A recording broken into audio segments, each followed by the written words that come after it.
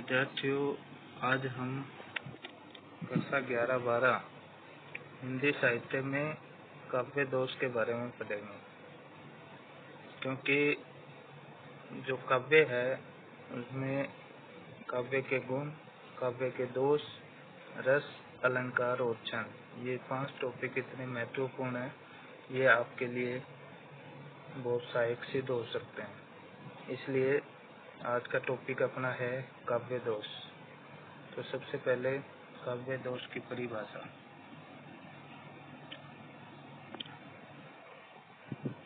काव्य गुण की ही भांति आचार्य भरत ने प्रथम आचार्य हैं जिन्होंने काव्य दोषों की चर्चा नाट्य शास्त्र में की है। उनके अनुसार दोष गुण विपर्य रूप है। कैसे? उनका एक उदाहरण है, एते दोषास्तु विज्ञा सुरभि नाटका सर्या एत एव विपर्यस्त गुणा काव्येषु कीर्तिता। ये उनका उदाहरण है। इसके आधार पर काव्य के 10 गुणों के विपर्य स्वरूप काय के क्या 10 दोष हो सकते हैं? इस पर विद्वानों में विमत है। आचार्य भरत के इस सिद्धांत का समर्थन आचार्य वामन करते हैं। उनका स्पष्ट कहना है कि गुणा विपर्यो आत्मानो दोषा, यानी दोष विवेचन का यह सिद्धांत प्रतिष्ठित नहीं हो पाया, क्योंकि 10 गुणों और बाद में उनकी संख्या मात्र 3 हो जाने के बाद दोष की संख्या का क्या औचित्य बनेगा, यह स्पष्ट नहीं हो पाता है। आचार्य दंडी एवं भामह दोष को परिभाषित कहा करते, किंतु उनसे बचने की चिंता अवश्य रखते। आचार्य दंडी ने काव्य आदर्श में बताया है कि तल्प में अपि निपेक्षम काव्यम दुष्टम कथम चन स्वायपु सुंदरमपि शिव त्रणेकेन दुर्भगम। यानी आचार्य भामह ने कवित्व को साक्षात मृत्यु का है। हिंदी के आचार्य केशव दास ने भी इसी प्रकार की चेतावनी दी है। जैसे रचक दोष ने राजई कविता वनिता वेद, बुंदक हाला परत जो गंगा झट अपवित्र। तो दोष की भावात्मक परिभाषा आचार्य वामन ने दी है। उनके अनुसार काव्य सौंदर्य आक्षेप हेतु त्यागाय दोषा ज्ञातव्य।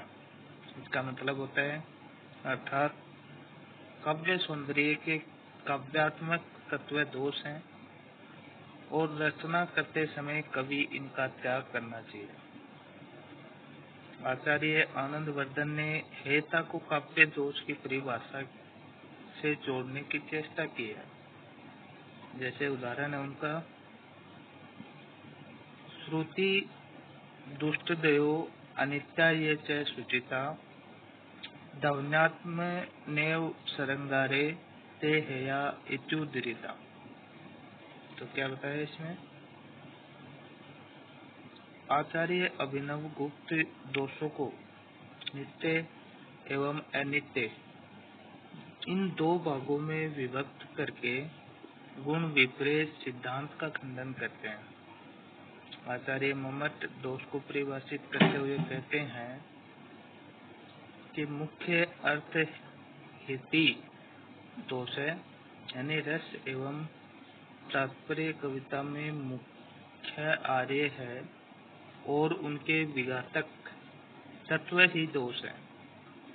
परवर्ती आचार्यों ने दोष का विवेचन अपने अपने ढंग से अलग अलग किया है।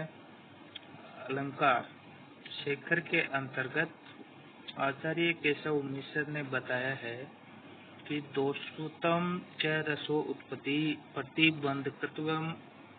काव्य रचना के अंतर्गत रस की उत्पत्ति के बाधक तत्व को दोष कहा जाना चाहिए।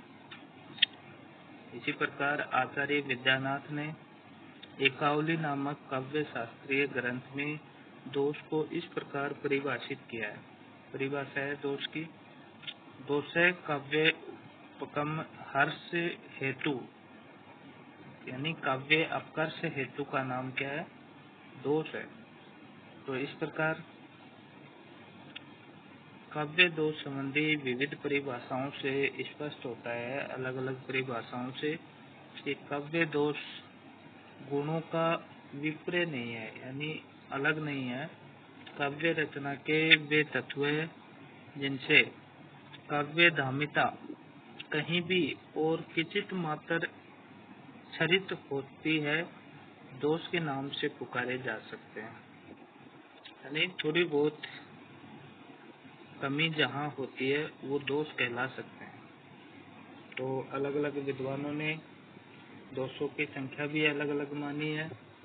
तो देखिए, सबसे पहले आचार्य भरत ने दोषों की संख्या कितनी बताई? 10 बताई है। ये इस प्रकार है कि पहला दोष इसने माना गूढ़ार्थ, अर्थांतर, अर्थहीन, भिन्नार्थ, एकार्थ, अनिपलुतार्थ, न्योयोपेत, विषम, विसंधि तथा शब्दच्युत। तो आचार्य भरत ने दोषों की संख्या 10 बताई। फिर इसके बाद आचार्य भामन ने दोषों की चर्चा करते हुए आचार्य मेधाविन द्वारा गिनाए गए 7 दोषों का उल्लेख किया है। तो आचार्य भामन ने कितने दोष माने? 7। तो देखिए, उनका एक दोहा है, हीनता संभवो लिंग वचो भेदो विप्रे उपमाना अधिकत्वं च तेना सदृशतापि च एत उपमा दोषा सप्तमेधा विनोदित है। यानी उनके अनुसार दोषों की संख्या 11 है। सामान्य दोष यानी कलिष्ठ, अन्यार्थ, अवाचक, अयुक्तिमत, गूढ़ शब्द, ये इन्होंने सामान्य दोष में माने हैं। वाणी दोष दूसरा, उसमें माना है श्रुति दुष्ट, अर्थ दुष्ट, कल्पना दुष्ट, श्रुति कष्ट, ये इन्होंने वाणी दोष में माना है। फिर अन्य में माना है अपार्थ और एकार्थ को। तो आचार्य दंडी काव्य में दोष का निषेध अनिवार्य मानते हैं। उनके अनुसार गुण विपर्य रूप प्रमुख दोष निम्नवत है कि शैथिल्य, अनितिरुद्ध, शब्दार्थ ग्राम्यत्व, निष्ठुरत्व, नेयार्थ, अयुक्ति आदि इन्होंने दोष माने हैं। तो आचार्य वामन ने दोष को 4 भागों में बांटा है। पहला भाग है उनका पदगत दोष।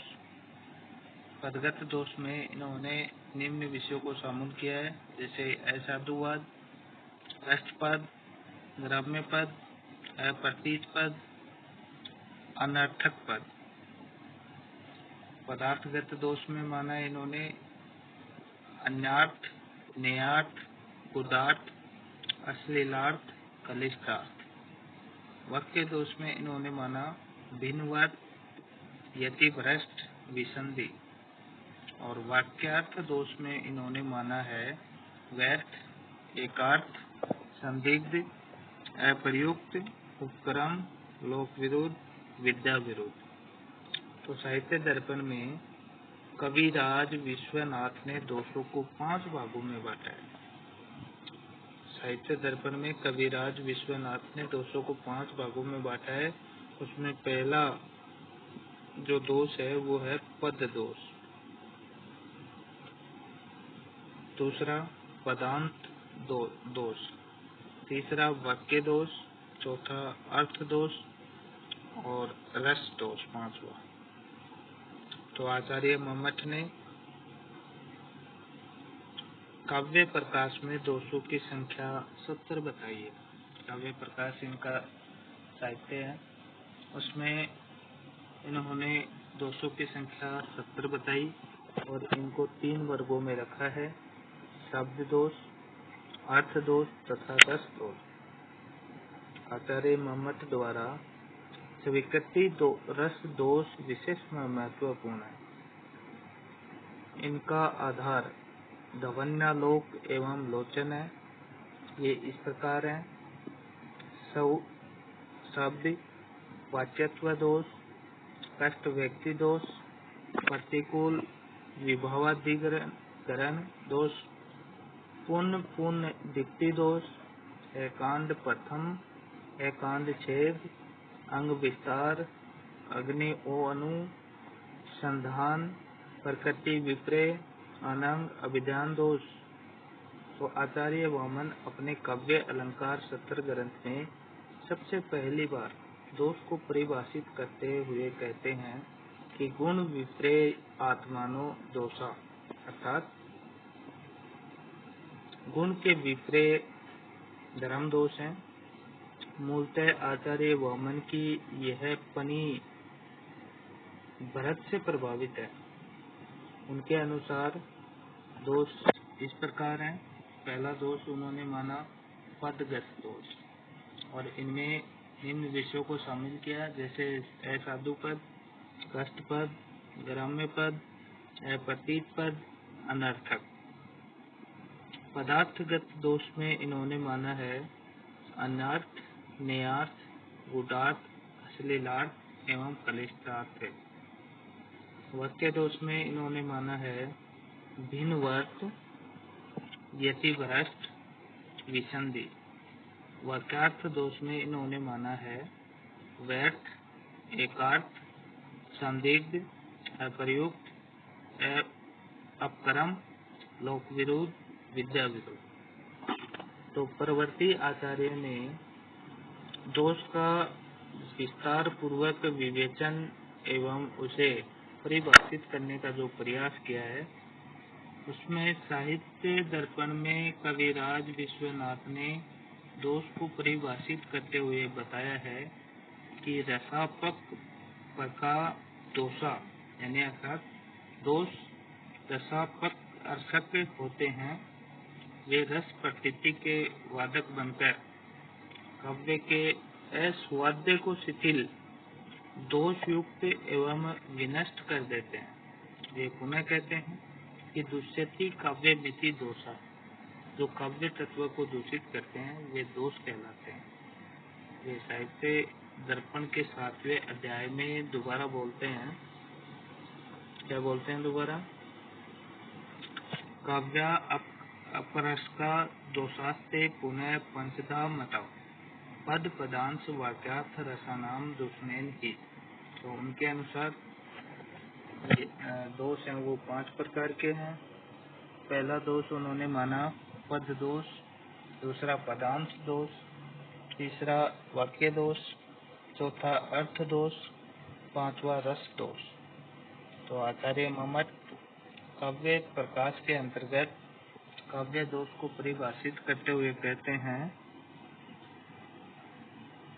कि मुख्य अर्थ हति दोषो रसश्च मुख्य सर्यावाच्य, यानी मुख्य अर्थ के विधातक या अपकर्ष को दोष कहा जाता है। क्या मतलब होता है इसका? मुख्य अर्थ के विधातक या अपकर्षक को दोष कहा जाता है। काव्य के मुख्य अर्थ रसादि रूप, यानी अर्थ का यह अपकर्षक है। इन्होंने दोषों के 70 भेदों का शब्द, अर्थ एवं रस दोष के रूप में रखा है। हिंदी साहित्य में दोष के प्रबल विरोधी आचार्य केशवदास दोष विवेचिका में सबसे आगे हैं। उन्होंने काव्य एवं अन्य दोष के अंतर्गत क्रमशः अंग, बधिर, पंगु, नग्न, मृतक, अगण, हीनरस, यतिभंग, आगम, विरोध, इन 18 दोषों को मान्यता दी है। आगे चलकर रीतिकाल कवियों ने इस विषय पर संस्कृत की परंपरा के अनुसार विशेष विस्तार से विचार किया है और सामान्यतः दोषों को 3 भागों में बांटा है। तो वो 3 भाग मुख्य रूप से कौन से हैं? पहला शब्द दोष, दूसरा अर्थ दोष और तीसरा रस दोष। तो इनको हम विस्तार से पढ़ेंगे। तो पहला कौन सा दोष है? रस दोष। अब रस दोष में अलग अलग भाग हैं शब्द दोष के। शब्द दोष है पहला। तो शब्द दोष के अलग अलग भाग हैं। उनमें शब्द दोष में पहला है श्रुति कटुत्व दोष। श्रुति कटुत्व यानी सामान्य सा अर्थ है सुनने में कड़वा। तो आचार्य वामन ने इसका नाम कष्ट दिया है। इसको परिभाषित करते हुए कहा भी है कि श्रुति विरसे कष्टम, यानी सुनने में रसहीन। श्रुति कटु कष्ट दोष है। आचार्य केशव दास ने इसे करण कटु दोष कहकर इस प्रकार परिभाषित किया है कि कहत न निको लागई सो कहियो कटुकरण, केशव दास कवित में बोली न ताको बरन। किसने दी ये परिभाषा? केशव दास ने। यानी सुनने में कड़वा या करण कटु दोष कहकर ये परिभाषा दी है। और इसमें श्रृंगार आदि रसों में रौदर एवं वीरता को प्रदर्शित करने वाले कठोर वर्गों का प्रयोग इसमें किया है। फिर शब्द दोष में ही दूसरा दोष है च्युति संस्कृति दोष, यानी अलग होना। तो आचार्य वामन ने इसे असाधु नाम से पुकारा है, यानी पवित्र नहीं है। वे इस प्रकार परिभाषित करते हैं शब्द स्मृति विरुद्ध अमाधु व्याकरण विरुद्ध शब्द आदि का काव्य में प्रयोग च्युति संस्कृति कहलाता है। तो इन्होंने परिभाषा दी है मरम वचन सीता जब बोला, हरि प्रेरित लक्ष्मण मन डोला। तो अवधि बोली में सीता स्त्रीलिंग के साथ बोला शब्द, जो बोला क्रिया रूप है, वो असंगत है। किंतु यदि खरी बोली का वाक्य मानकर सीता ने स्वीकार किया जाए तो च्युत संस्कृति दोष नहीं होगा। लेकिन अगर खरी बोली में इसका प्रयोग नहीं किया जाता है तो ये च्युत संस्कृति दोष माना जाएगा। ठीक है। तो अगला जो दोष है वो है अप्रयुक्त दोष। तो आचार्य वामन ने इसे अप्रतीत के रूप में स्वीकार करते हैं। शास्त्र आदि में प्रयुक्त होने वाले वे शब्द जो लोक में न प्रचलित हों अप्रयुक्त होते हैं। जैसे तुलसीदास का एक पंक्ति है तुलसीदास की कि तुलसीदास कहते हैं सारस स्थान मगवान जुआनु, यानी यह पाणिनि के सूत्र का रूपांतरण है, बदलाव है, इसलिए यह अप्रयुक्त दोष माना जाता है। फिर है ग्राम्यत्व दोष। आचार्य वामन ने इसे ग्राम्य दोष माना है। उन्होंने इसे निम्न प्रकार परिभाषित किया है। परिभाषा है इनकी लोक मात्र प्रयुक्तम ग्राम्य, यानी केवल गांव के लोगों द्वारा प्रयुक्त जो कहने के लिए शब्दों का प्रयोग होता है वो ग्राम्यत्व दोष है। जैसे उदाहरण है सत्य सराही कछु बरु देना, जान ले यही मांगी चबेना। तो इस उदाहरण में चबेना जो शब्द है वो गांव का शब्द है, ग्रामीण भाषा का शब्द है, इसलिए यहाँ ग्राम्यत्व दोष है। फिर पांचवा जो दोष है कलिष्ठत्व दोष। तो कवि द्वारा काव्य में प्रयुक्त दुर्बोध एवं अर्थ दुसाध्य जटिल शब्दों को कलिष्ठ कहते हैं, यानी कठिन शब्दों को सामान्य भाषा में कठिन शब्दों को क्या कहते हैं? कलिष्ठ शब्द कहते हैं। तो उदाहरण है कहू स प्रेम प्रकट को करई, के ही छाया कवि मति अनुसरई। तो यहाँ शब्द ध्वनि सिद्धांत में प्रयुक्त कवि परंपरा के अर्थ में है, सामान्य छाया के अर्थ में नहीं। कवि अपने हिसाब से अपने शब्दों को काम में ले रहा है, कठिन शब्दों को काम में ले रहा है, इसलिए इसमें कलिष्ठत्व दोष है। अगला जो दोष है वो है न्यून पदत्व दोष। तो जहाँ काव्य के अंतर्गत अर्थ सिद्धि के लिए एक या एक से अधिक शब्द बाहर से जोड़ने की आवश्यकता पड़े वहाँ न्यून पदत्व दोष है। जैसे उदाहरण है, नाना सरोवर खिले नव पंकजों को, ले अंक में विहसते मन मोहते थे। तो यहाँ सरोवर के बाद में शब्द वाक्य में न्यून है, तो यहाँ कौन सा दोष है? न्यून पदत्व दोष। फिर है अधिक पदत्व दोष। इसका उल्टा है कि इसकी परिभाषा है जहाँ छंद की यति गति एवं पद की पूर्ति में वादक के रूप में अधिक शब्द पढ़ते हैं, वहाँ अधिक पदत्व दोष माना जाता है। जैसे उदाहरण है, साक्षी है गिरि धवल हिमाचल, गंगा यमुना का पावन जल। तो यहाँ हिमाचल शब्द है हिम प्लस अचल यानी पर्वतवाची होता है। फिर गिरि आ गया, गिरि शब्द का प्रयोग यहाँ दोबारा से अनुचित है और अधिक भी है, इसलिए इसमें अधिक पदत्व दोष है। फिर अगला जो दोष है वो है अकर्मत्व दोष।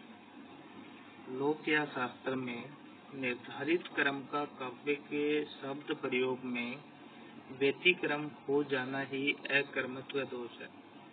सामान्यतः व्याकरण के अन्य विरोध से इसका संबंध होता है। जैसे सामान्य भाषा में बता दूं, कर्ता के स्थान पर यदि कर्म काम में लें तो वो अकर्मत्व होता है, यानी कर्म सही जगह नहीं होता है, उसको अकर्मत्व दोष बोलते हैं। जैसे इस उदाहरण में उदाहरण है, क्यों नहीं करुणा तुम्हारी झलकती है मूक। तो यहाँ मूक शब्द करुणा का विशेषण है जो पद के अंत में रखा हुआ है, तो इसलिए यहाँ कौन सा दोष है?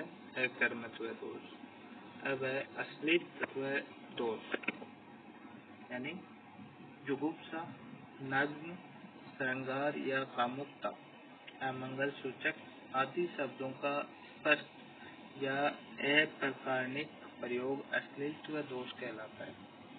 जैसे उदाहरण है, जेहि विषा संतन तजी मूढ़ता ही लपटात, जो नर डारत वमन करी स्वान स्वाद सोखा। तो इसमें जुगुप्सा मूलक अश्लीलत्व शब्द काम में लिए गए हैं, अश्लील शब्दों का प्रयोग हुआ है, इसलिए यहाँ अश्लीलत्व दोष है।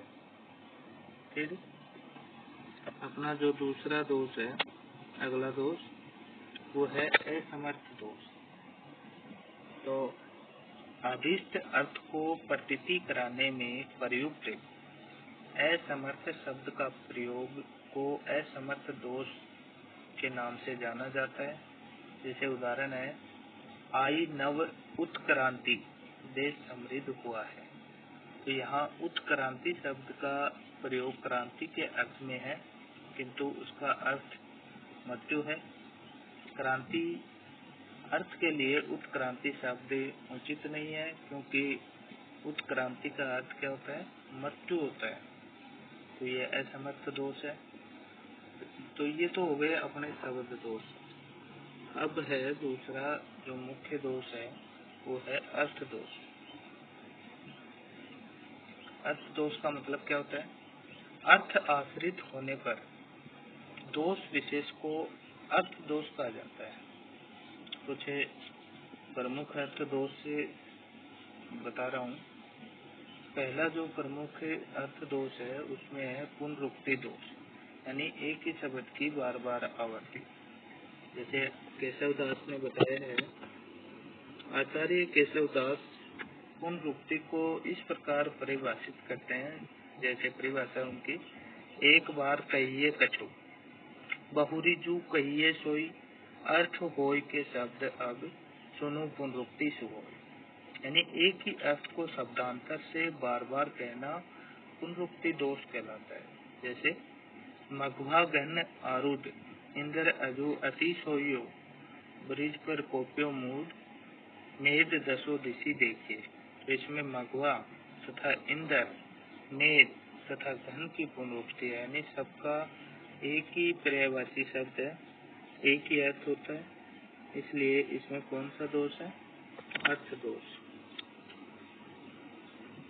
फिर दुष्कर्मत्व दोष। अगला जो अर्थ दोष में दुष्कर्मत्व दोष, तो आचार्य भामा ने इसे अपकर्म नाम देते हैं। उन्होंने इसे इस निम्न प्रकार परिभाषित किया है। तो इसकी परिभाषा देखिए, ये तो उपदेशम कर्मसो निर्देशो अतर कर्मो मत तदपेतम विप्रसादित्या स्यात् उपकर्मम। तो उपदेश के अनुसार कर्मशय, निर्देश को कर्म कहते हैं। उपदेश का अर्थ है वस्तुओं का प्रथम विन्यास।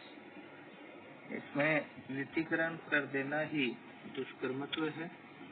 और तुलसीदास का विवेचन करते हुए आचार्य पंडित रामचंद्र शुक्ल ने इसका उदाहरण कवितावली में इस प्रकार किया है।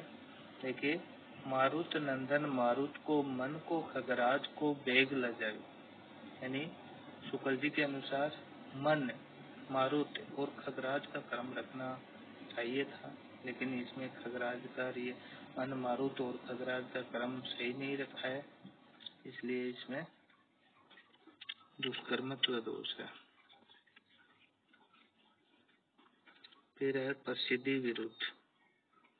लोक प्रसिद्धि या कवि प्रसिद्धियों के प्रतिकूल वर्णन को लोक विरुद्ध अर्थ दोष कहा गया। जैसे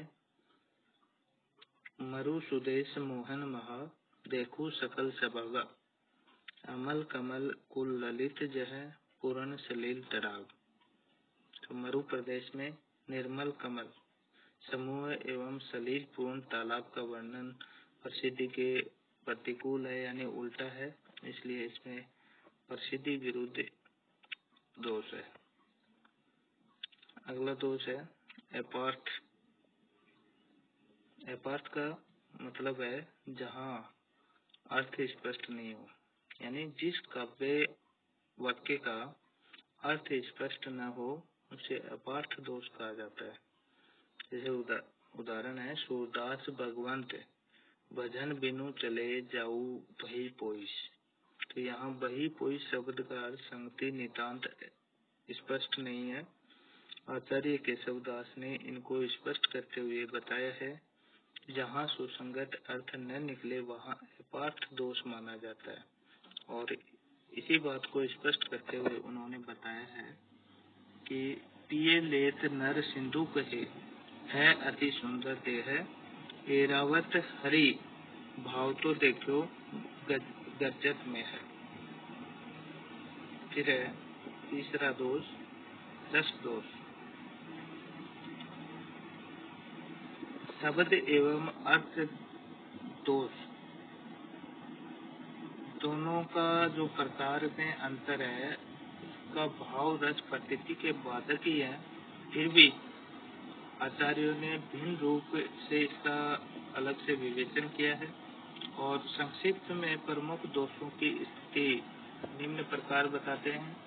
रस दोषों की स्थिति, पहला जो दोष है रस दोष में स्व शब्द वाच्यत्व दोष, यानी रस ध्वनि का विषय होने के कारण व्यंग्य होता है, वाच्य नहीं होता।